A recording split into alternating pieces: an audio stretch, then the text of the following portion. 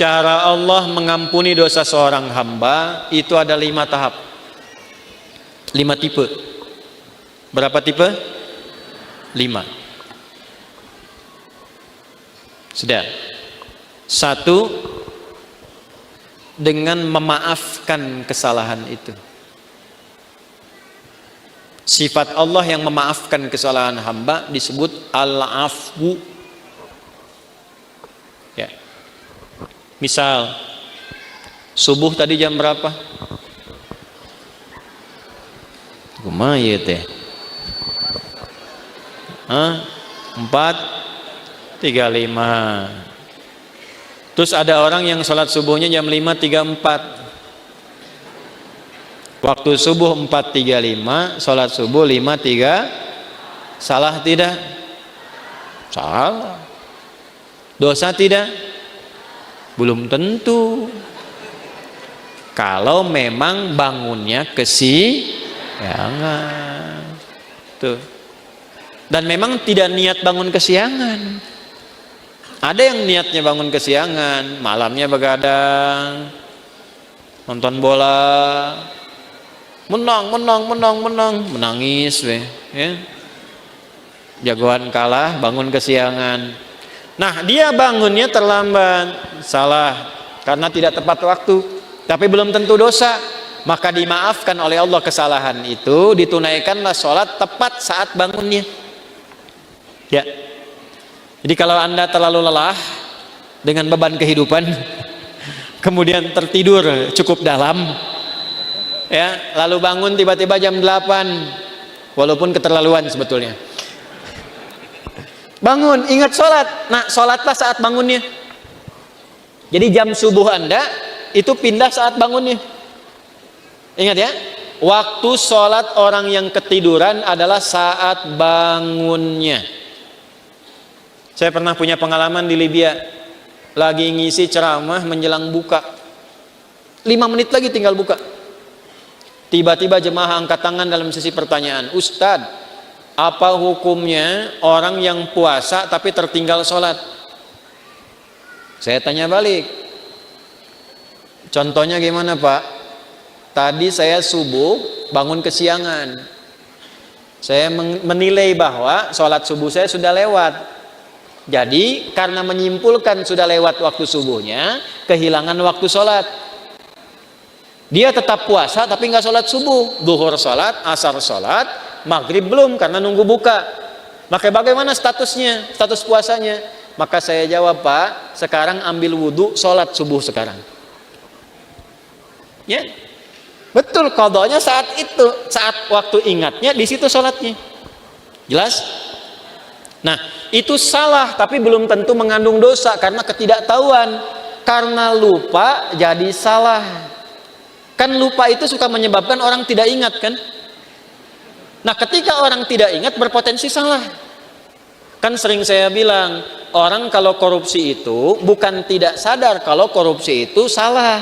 Cuman saat korupsi tidak ingat kalau korupsi itu salah. Itu, Bu. Pak. Ini kalau tertukar sendal pulang dari sini, ada ngambil sendal punya orang lain, bukan tidak tahu itu teh punya orang, cuman tidak ingat saat dipakai itu punya orang. Nah, lupa itu nasya, salah itu akhto'a. Saya lupa, nasitu, saya salah, akhto'tu. Kita lupa, nasina, kita salah, akhto'na. Rabbana la tu'akhidna in nasina au. Nah, gitu. Ya Allah, kalau kami lupa dan dengan lupa itu salah, mohon jangan hukum. Kata Allah, saya maha pemaaf, saya maafkan kalau kamu memang sadar itu salah. Karena itu jawaban pertamanya wa'fu anna. Tuh, al-afu. Subuh 4:35, salat 5:34. Terlambat karena sengaja, bukan karena tertidur. Nonton, aktivitas begadang, tidak ada perlunya. Udahlah, sampai situ aja gitu ya. Tiba-tiba terlambat, salah. Dosa tidak? Iya, karena sengaja berpotensi menunda waktu Salat. Nah, itu ada kesalahan. Kesalahannya disebut apa? Dzambun. Bisa tulis supaya lebih terlihat. Tadi khotoun. Yang ini dzambun.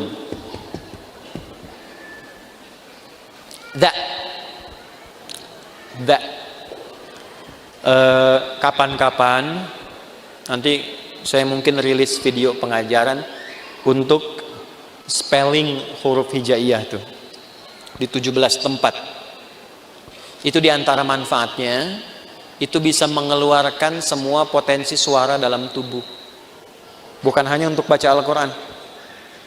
Jadi kalau kita bisa mengeksplorasi itu belajar bahasa apapun bisa cepat untuk kita kuasai, karena semua sumber suara keluar. Misal yang dari sini a, ha itu di sini. Ketika ke sini ha, ketika ke sini kho, kan? Sampai da itu da di sini, da. Sampai ketemu ba, gampang, matiin aja hurufnya. Ab, at. Nah, itu sumber suaranya. As, az, ab. Ya, harokatnya cuma 3. Namanya ayu. Kalau enggak a, i atau u. Ab. Kasihkan a, ba, kan? Ciluk, nah, kan? Dikebawahin bi, dibesarin u. Nah, ini pakai za, dzambun. Dzambun itu, maaf, salah yang mengandung unsur dosa. Sengaja menunda sholat, terlambat, dzambun. Allah tidak ingin hambanya pulang ke akhirat bawa dosa. Maka diturunkanlah sifat yang kedua, namanya Ghafir. Apa namanya? Ghafir. Ada surah ke-40, surah Ghafir. Lihat ayat ketiga. Ghafiriz dzambi. Ghafir dipasangkan dengan dzambun. Ghafiriz dzambi wa qabilit taubi. Ini Ghafir. Ini al-afu. Sudah terlambat, ngajak orang lain terlambat. Yuk nonton dulu, udah sholat nomor 2, nonton nomor 1. Maka berubah namanya dari dzambun jadi dzunubun. Jamak. Dzambun, dzunubun.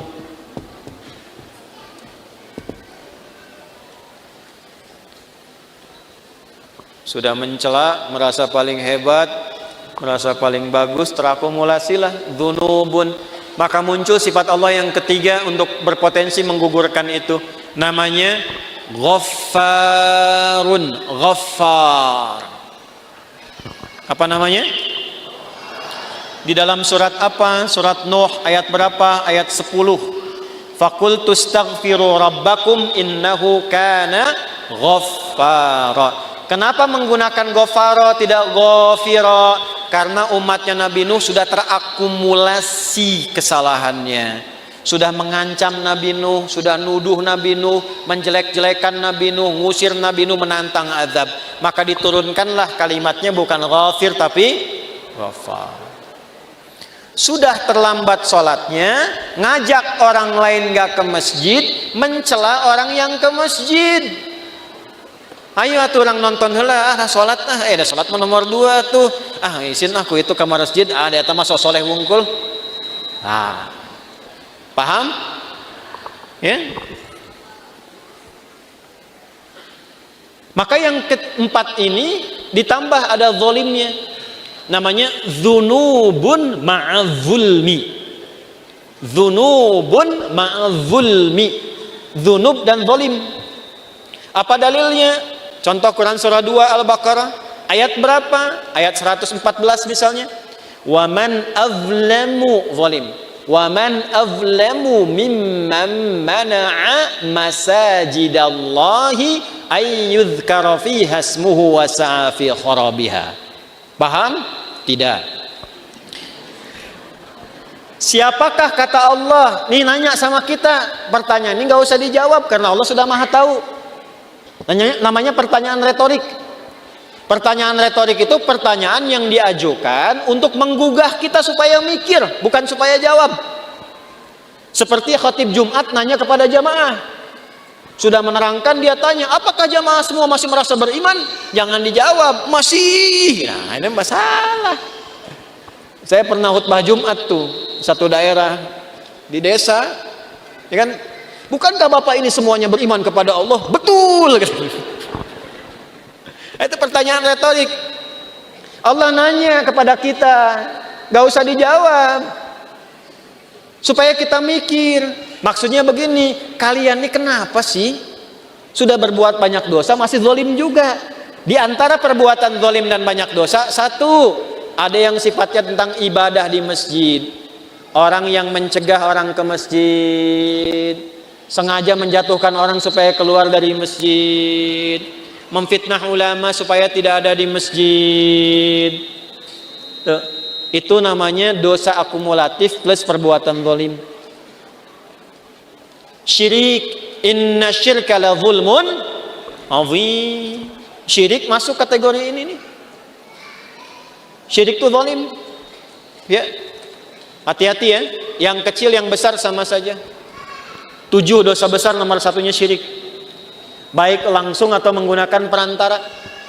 Langsung mengatakan semua agama sama, menuju pada Tuhan yang sama, cuma caranya beda-beda. Itu syirik lisan. Silakan, saya kalau masalah akidah tegas saya. Menggunakan perantara, pakai dukun, saya langsung saja nih, saya nggak perlu minta maaf. Ya, pakai dukun, menggunakan jasa dukun, menerawang air tuh, kira-kira malaikat ngatur apa enggak nih? Gimana supaya enggak hujan? Bawa panci, bawa apa, tokotok segala rupa itu. Kita itu umat yang sudah diatur dengan syariat, doanya ada. Mau kita minta hujan berhenti, mau dipindahin, mau hujan sudah ada. Lengkap, sanadnya sahih. Minta hujan bahkan ada sholatnya istisqa. Mindahin hujan ada, dalilnya di hadis Muslim ada, caranya ada. Semua sudah diatur. Bahkan secara teknologi bisa dilakukan juga, ada rekayasanya juga ada. Nah, ketika menggunakan jasa lah gitu, ya, yang tidak diridhai dan ada dosanya, nah ini zalim perbuatannya. Tapi Allah tidak menginginkan dosa itu terbawa sampai meninggal. Itulah rahmannya Allah. Jadi Anda bayangkan Pak, Ibu, Allah saja pada orang yang syirik masih memberikan waktu sampai meninggal supaya tobat dengan rahmatnya. Masa anak Anda yang berbuat sesuatu yang mungkin Anda merasa melecehkan orang tua, Anda memvonis dengan durhaka, dan dia mau memperbaiki itu, Anda tidak terima. Allah masih terima. Anda bukan Tuhan, sudah tidak mengakui sebagai anak. Di mana rahmatnya? Ini ya. Coba nanti di ujungnya indah sekali. Maka yang keempat namanya Ghafurun. Apa namanya? Ghafur. Ghafur. Pak Ghafur nggak boleh cepat marah tuh. Tapi yang kelima, syirik iya, Allah, mencuri iya, menjatuhkan iya, minum juga iya, zina pernah. Dan hebatnya begini, kalau dengar orang berbuat tindakan kriminal maksiat, dia belum mengerjakan, rasanya dia merasa belum komplit. Mana naon we? Iya. Si itu mah pernah begitu. Oh, benar gitu. Orang oge arek lah. Nah, itu berubah yang kelima. Namanya israf. Apa namanya? Israf itu sudah berlebihan. Ada orang berlebihan dalam dosa, semua pengen dicoba. Masih mungkin diampuni nggak? Halo? Allah dengan sifat rahmannya masih menurunkan ampunan pada yang demikian kalau dia mau tobat. Inilah yang kelima puncaknya. Ketika Allah ingin mengampuni dengan sifat kelima ini, tidak digunakan al-afu, tidak digunakan turunan dari kata ghafara, baik ghafir, ghafar ataupun ghafur, tapi yang kelima langsung disebutkan rahmatnya. Rahmat. Dengan sifat rahmannya langsung disebutkan kata rahmatnya, rahmat. Dosanya israf. Bahkan rahmatnya dilekatkan dengan sifat Allah pemiliknya. Ya, pakaian nisbah. Rahmat itu punyaku, maka dengan rahmat yang aku punya, semua rahmatku aku punya nih, aku tawarkan kepadamu ampunan supaya engkau tobat dari dosa yang kau kerjakan itu. Nih, ada yang pernah mabuk, pernah bunuh, pernah zina, pernah merampok, pengen tobat, pengen balik. Kata Allah jawabnya bagaimana? Hei, aku tawarkan kepadamu semua rahmat yang aku punya untuk mengampuni dosamu kalau engkau benar mau tobat. Kurang apa coba? Jadi kalau dengan tawaran itu masih ada yang belum tobat, keterlaluan itu. Dengan cara apa lagi Allah mesti ampuni? Di mana dalilnya? Quran surah ke-39. Di ayat berapa? 53. Bagaimana bunyinya? Qul ya ibadiyalladzina asrafu ala anfusihim la taqnatu min rahmatillah. Sandarkan pada Allah. Wasi'at rahmati kulla syai'. Rahmat ketemu yang mutakallim. Rahmatku mencakup semuanya. Ya, di situ apa? Allah. Jangan putus asa dari rahmat Allah. Kenapa tidak langsung menggunakan rahmati? Karena kalau banyak dosa, biasanya nggak kenal Allah, walaupun mengaku muslim. Itu. Maka nama Allahnya dikenalkan lagi, supaya kenal lagi. Ya. Contoh nih, ada orang sudah terakumulasi dosanya, profesional lah di bidang dosa. Mabuk, nipu, ngerampok segala rupa kan? Terus Anda ingatkan, ya itulah orang bertakwa kepada Allah. Nah, pasti jawabnya gini, atau mau Allah lah gitu.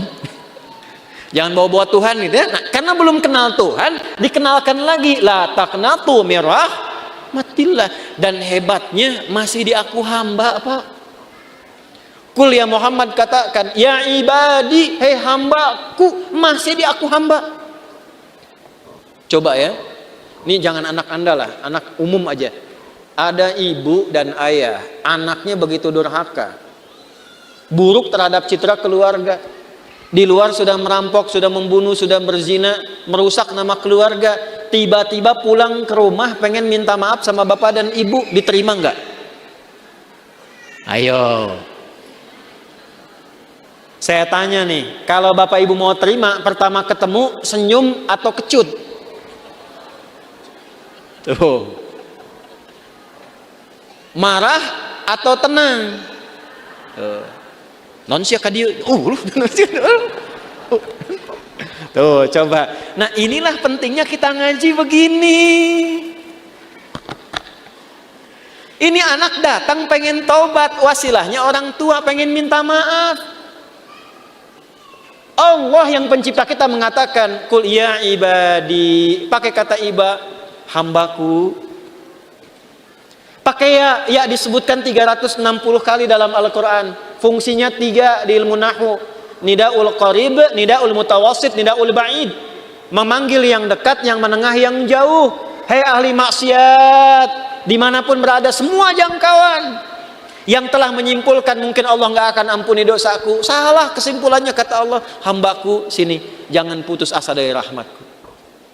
Setelah Allah berikan rahmat, teruskan ayatnya. Innallaha yaghfirudz dzunuba jami'a. Semua dosa yang pernah engkau kerjakan, kalau benar tobatmu, aku ampuni sekarang semuanya. Tuh.